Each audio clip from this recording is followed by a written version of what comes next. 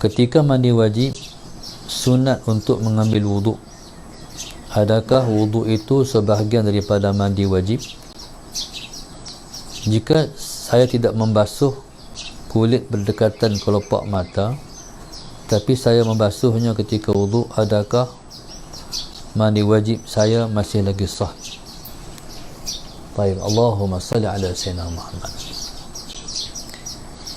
Yang pertama sekali, Allahumma salli ala sayyidina Muhammad, bagi orang yang mandi wajib, yang nak mandi wajib, disunatkan dia berwuduk.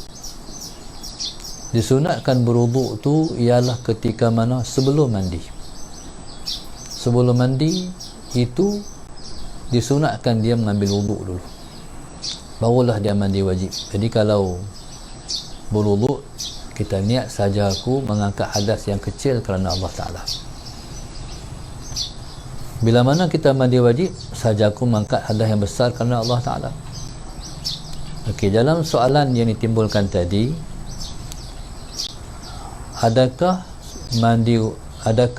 wuduk itu sebahagian daripada mandi wajib?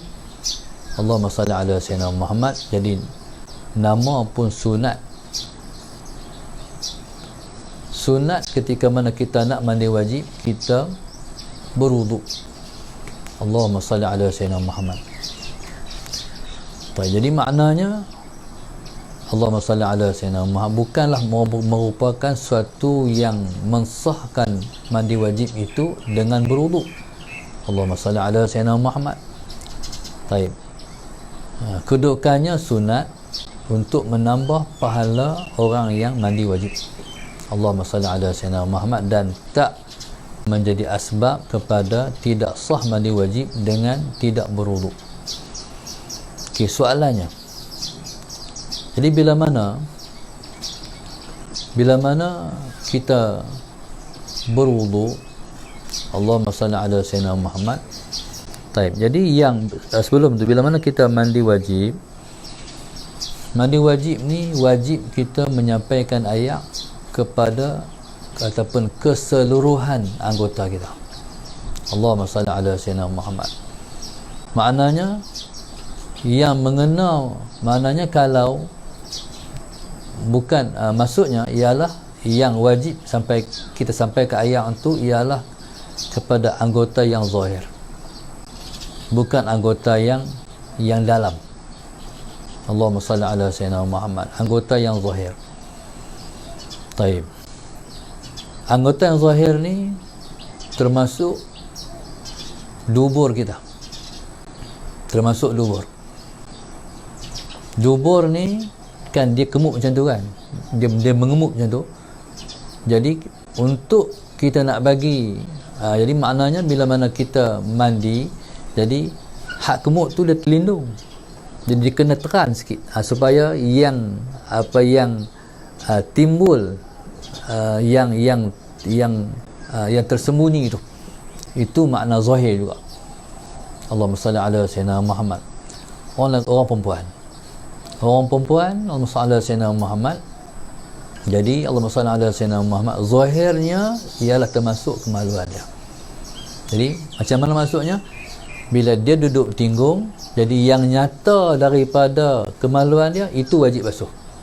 Allahumma salli ala sayyidina Muhammad. Jadi kalau dia biri, berarti hak tu terlindung. Jadi bila dia duduk, hak tu apa yang nyata daripada kemaluan dia tu, hak tu wajib disampaikan ayat.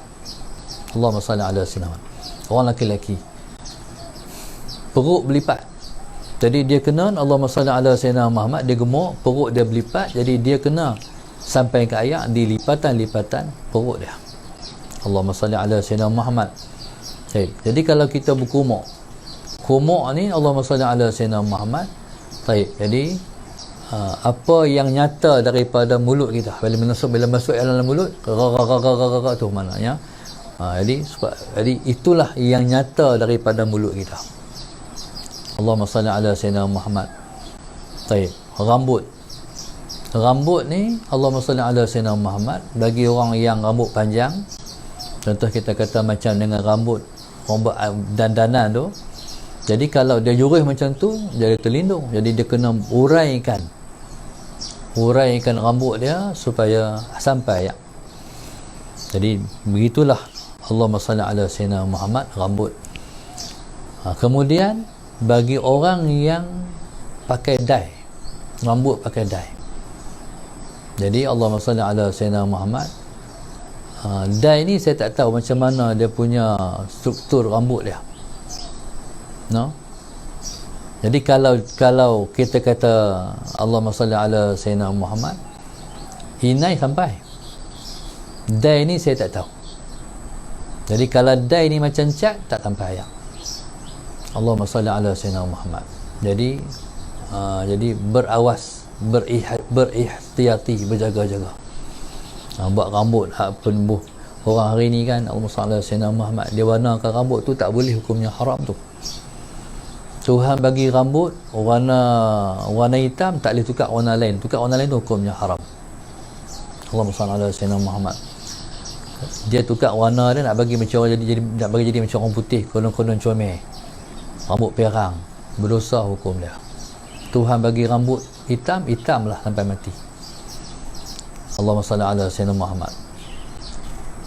Kalau warna rambut tu ada sengaja buat rambut biru pula, Allahumma salli ala sayyidina Muhammad, tak kira warna apa pun, hukumnya haram. Baik, kecuali Allahumma salli ala sayyidina Muhammad, kalau kita nak tukar warna rambut, ialah bagi orang yang rambutnya telah beruban, tukar warna rambut seperti mana Rasulullah sallallahu alaihi wasallam, iaitu ke warna kuning ataupun ke warna merah. Jadi semua tu unsur-unsur daripada pokok, unsur daripada pokok, unsur daripada daun. Allahumma salli ala sayyidina Muhammad. Taib.